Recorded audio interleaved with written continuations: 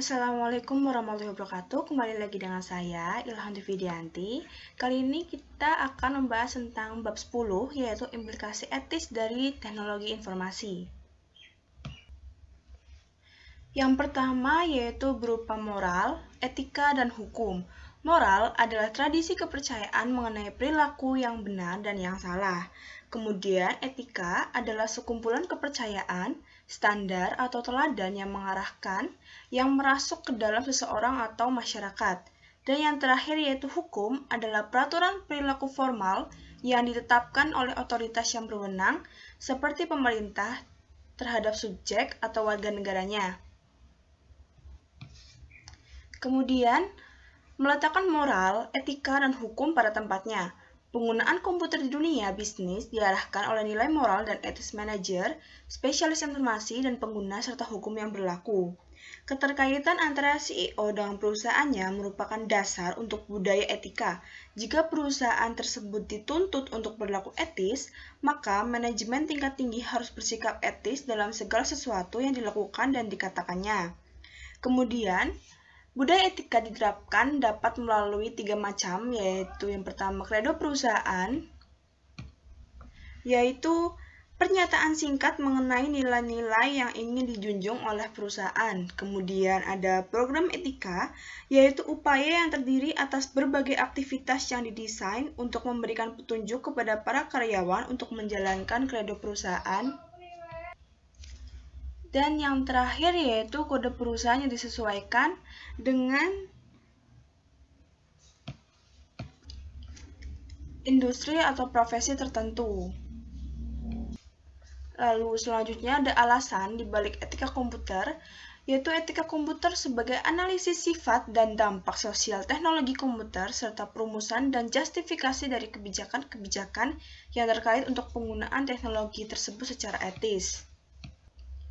Lalu, alasan pentingnya etika komputer yaitu yang pertama ada kelenturan secara logis, yaitu kemampuan untuk memprogram komputer untuk melakukan hampir apa saja yang ingin kita lakukan. Lalu ada faktor transformasi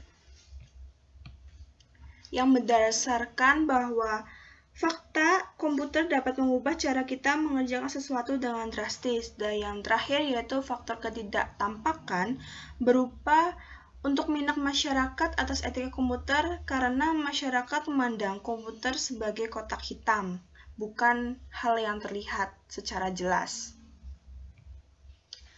Lalu di dalam komputer juga memiliki beberapa macam hak, yaitu yang pertama ada hak sosial dan komputer, hak privasi, hak untuk mendapatkan keakuratan, hak kepemilikan, dan hak mendapatkan akses.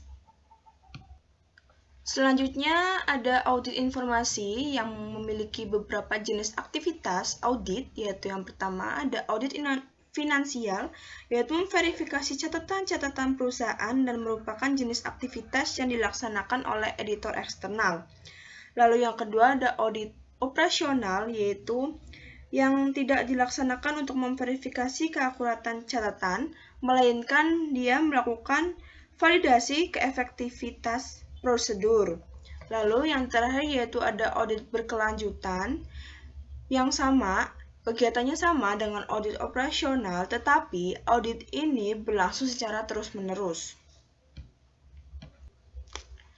Audit internal sendiri berpartisipasi secara aktif dalam perancangan sistem karena dua alasan, yaitu yang pertama, biaya untuk memperbaiki kelemahan sistem meningkat secara dramatis seiring dengan siklus masa hidup sistem.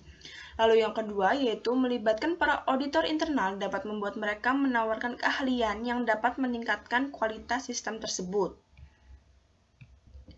Lalu menerapkan etika di dalam teknologi informasi, yaitu yang pertama ada kode etik.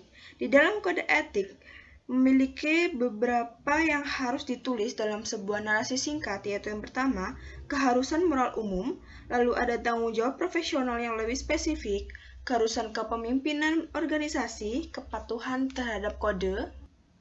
Kemudian ada pendidikan etika komputer dapat dilakukan melalui Tiga macam, yaitu yang pertama melalui mata kuliah di perguruan tinggi, kemudian dari program profesional, dan yang terakhir yaitu melalui program edukasi swasta.